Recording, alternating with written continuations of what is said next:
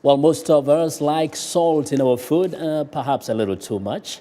But do you know where salt comes from? Well, Africa 54's Paul Ndiho visited a region of Uganda to find out. Paul? Thanks, Vincent. For centuries, people near Lake Katwe in Western Uganda have mined salt by hand. And salt mining remains their only means of livelihood. I recently visited the salt mine in the heart of Queen Elizabeth National Park.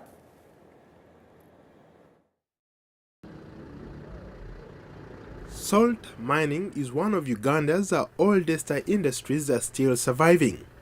Mining has played a significant political and economic role in the history of Katwe area in Western Uganda. Today, Uganda spends billions of dollars importing salt from other countries, following the collapse of the salt factory built in the 70s. Critics of the government say the country needs to revive the Katwe salt factory to boost local salt production and reduce its import bill. More than 75% of the population earn a living from mining salt here. They are not allowed to do any other activity because it's in the middle of a national park. So the only activity that can be done here is mining. Salt traders come from nearby markets in Uganda and from other countries. But salt production has rapidly turned from boom to bust with the seasons, leaving the workers struggling to make ends meet.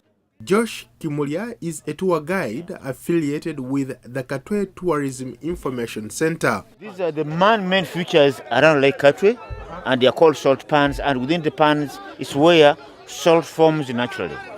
Okay. And pans are owned individually by Ugandans. You own a pan like you own land at home. It's your property. Extraction of the salt from Lake Katwe is done by hand, by both men and women.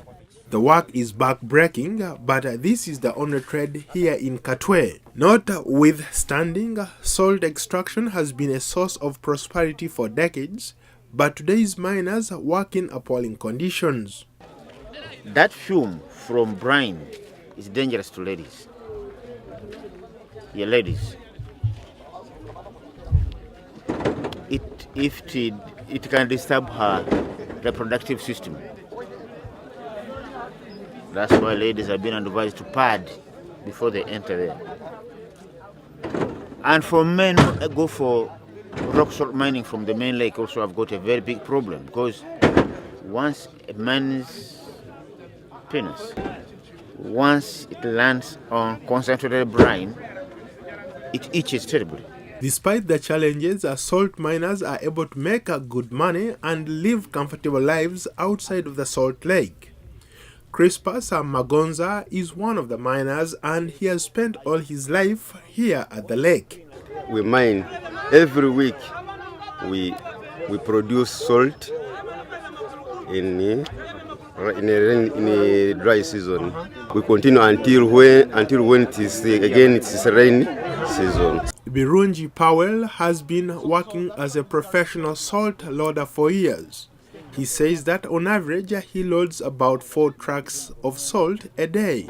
I am here as a loader. I load whatever vehicle comes in here. It's a group of 100 people. We do the same activity of loading whatever vehicle comes in. And we are licensed by government. We load. The salt yield from Katwe has dwindled in recent years and became more unpredictable because of Uganda's increasingly uncertain climate. Climate scientists are predicting that weather patterns in Uganda will shift as a result of global warming, resulting in too much rain and not enough evaporation to produce salt. Well, 2014 was a busy year for me. I traveled quite a bit from West Africa to Southern Africa and then to East Africa. But perhaps it was even more exciting for young Africans venturing into leadership positions, entrepreneurship, innovation, and technology. Well, thanks a lot, Paul. Indeed, you did quite a bit in 2014. And talking about the young Africans, you know, the year started somewhere in the middle of it with a very exciting time in Washington when you had how many Yali fellows invited to the United States, congregating here in Washington. I think that was really a show of Africa's present and future, isn't it? Absolutely. I think that was one of the best things that probably happened to young Africans on the continent. Everywhere I went, people were making reference of the yearly 2014 and how much of an impact it had on the continent. Yes, so it just make it clear, Young African Leaders Initiative, for those who may not remember what that is. So this brought in like young innovators, entrepreneurs, into the United States to learn skills on management and entrepreneurship. But basically, it's because they're already doing what on the continent? From what I mean, some of the guys that came over here, rather some of the young leaders that came to to Washington here or to United States were part of the brightest and the future leaders of Africa. So they literally looked around for people who had the skills, people who are into leadership positions, people who are into entrepreneurship, innovation and technology. Those are the big things happening on the continent. And I think some of these young kids have realized that, you know what, it's not going to take the governments giving us employment. These people are going out creating their own jobs. And that's what I found fascinating throughout my travels on the continent. And actually, the Yali Fellows were just a small representation of thousands of kids across the continent, or young people, who never got the opportunity to come. It was a very rigorous process. But as you traveled around and did a number of stories, can you mention a few very specific cases of young people you met who are doing amazing things on the continent? I mean, the one remarkable guy maybe I can point to was a young guy in Malawi, Mixon Falwaki. This is a guy who invented a Padoka charger. This young man, I met him on Facebook. That was the first time I interacted with him, and I followed him up, I befriended him. So I went to Malawi looking for him. He had created this great innovation that uses a dynamo to charge a phone.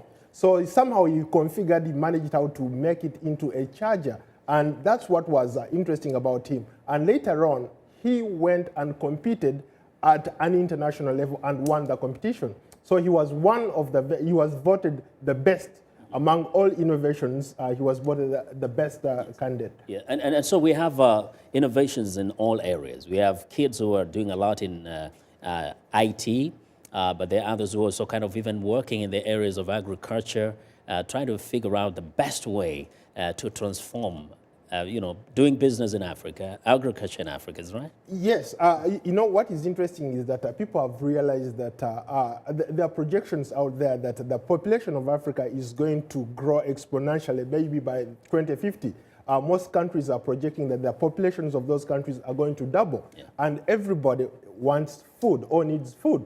So most people who are smart are actually venturing into agriculture. And I think agriculture is going to be the big thing come 2015 and going forward. Everybody's going to need food. But I think one of the other key things we observe throughout the year, and which might be manifest even as we move forward, is that the young Africans are not waiting for governments to do things for them. Of course, they're calling out and hoping that the government can create and build the infrastructure that will help them build the kind of businesses and futures that they desire. But they're not waiting. You're right on the money, Vincent. I think from Southern Africa to North Africa to East Africa, everybody is aspiring to be the next big thing. They're saying, you know what, we need to create our own jobs, and they've figured out how to create their own jobs. Great. Thank you very much, Paul. We definitely have a lot to look forward to in this year, 2015.